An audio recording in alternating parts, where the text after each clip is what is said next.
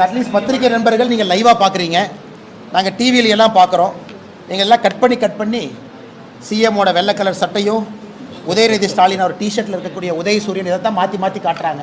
அதனால தான் நீங்கள் கேட்கக்கூடிய நிறைய கேள்விக்கு எங்களால் பதில் சொல்ல முடியவில்லை. காரணம், லைவாக என்ன நடக்குதுன்னே நாங்கள் பார்க்கலிங்கண்ணா. அதான் உண்மை. எங்களுக்கு தெரியறதில்ல, பத்திரிகை நண்பர்கள் நீங்கள் பார்க்குறீங்க. ஆனால் இன்றைக்கு திமுக அரசை பொறுத்தவரை அந்த சட்டமன்றத்தினுடைய அவங்களே தேர்தல் அறிக்கையில் கொடுத்துருந்தாங்க, லைவ் ப்ரொசீடிங்கை காட்டுறோம் அப்படி. இன்றைக்கி டிஐபிஆர், உதாரணத்துக்கு டிஐபிஆர் அமைப்பு காலையில் ஒரு ட்வீட்டு போடுறாங்க, வைக்கம் சத்தியகிரகத்துக்கு முதலமைச்சர் போகிறாங்க. அந்த ட்வீட்டில் இந்தியா மேப்பையே தப்பாக போடுறாங்க. பாதி காஷ்மீரில் லடாக்கெல்லாம் எங்கேயோ போயிடுச்சு, அது பாகிஸ்தான் பகுதியில் கொஞ்சம் சுற்றிக்கிட்டு இருக்குது. அது பார்த்தீங்கன்னா காஷ்மீர் ஒரு காக்கா சாப்பிட்ட வட மாதிரி இருக்குது.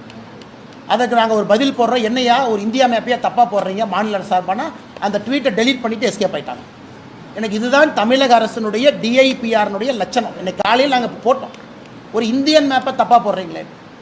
இன்றைக்கி டிஐபிஆர்னுடைய முழு வேலையே உதயநிதி ஸ்டாலின் அவர்கள் அந்த வெள்ளத்தில் நடந்து போகும்போது இந்த ராஜா கைத்தட்டு அந்த காலை காட்டுற மாதிரி காட்டுறாங்க. அதனால் டிஐபிஆர் தன்னை திருத்தி கொள்ள வேண்டும், எல்லா செய்திகளும் வெளியே கொண்டு வர வேண்டும். சட்டமன்றத்தில் நடக்கக்கூடிய செய்திகள் எதுவும் எங்களுக்கு வர்றது கிடையாது. கேள்வியை காட்ட மாட்டீங்க, பதிலை ஒரு கோணத்தில் காட்டுறீங்க. கேள்வி உங்களுக்கு தர்ம சங்கடமாக இருந்தால் ஏதாச்சும் ஒரு மெம்பரை காட்டுறீங்க, அல்லது உதயநிதி ஸ்டாலினை திரும்ப போய் காட்டுறீங்க. அதனால் இது மிக மிக தவறான போக்கு. காரணம், உங்களுடைய கேள்விகளுக்கே நாங்கள் தடுமாறிட்டு இருக்கோம், சட்டப்பேரவை கேள்விகளுக்கு. காரணம், எங்களுக்கு கேள்வியே தெரியாதுன்னா என்ன கேள்வி கேட்பாங்க, அதான் உண்மை.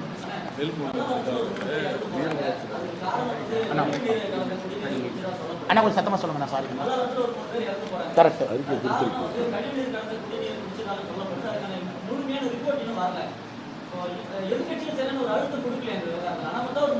அண்ணா அண்ணா நம்ம கட்சியினுடைய தலைவர் அக்கா தமிழிசை சவுந்தரராஜன் அவர்கள் உடனடியாக அந்த இடத்துக்கு போய் மக்களை எல்லாம் சந்தித்து மக்கள்கிட்ட பேசி பத்திரிகை நண்பர்களை அழைத்து சென்று காட்டினாங்க. அது உங்களுக்கு தெரியுங்கண்ணா. ரெண்டாவது, இன்றைக்கி பாரதிய ஜனதா கட்சி சார்பாக அன்னைக்கே நாங்கள் குடிநீரை கலெக்ட் பண்ணி அந்த சாம்பிளை டெஸ்டிங்க்கு அனுப்பிடுறோம்.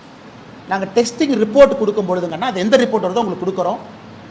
நாங்கள் கலெக்ட் பண்ண வீடியோ ஆதாரத்தோடு கொடுக்குறோம். இல்லாட்டி அவங்க என்ன சொல்லுவாங்க, அவங்க கலந்துட்டாங்க.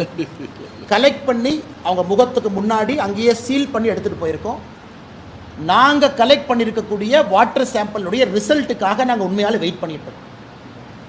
அது நாங்கள் அன்னைக்கே எடுத்தோம், ப்ரூஃப் எங்கிட்ட இருக்குங்கன்னா சாம்பிள் ரிப்போர்ட் கொடுக்கும்போது அந்த வீடியோவும் கொடுக்குறோம். அதனால் பாரதிய ஜனதா கட்சி இதை கம்பீரமாக எடுத்திருக்கோம்.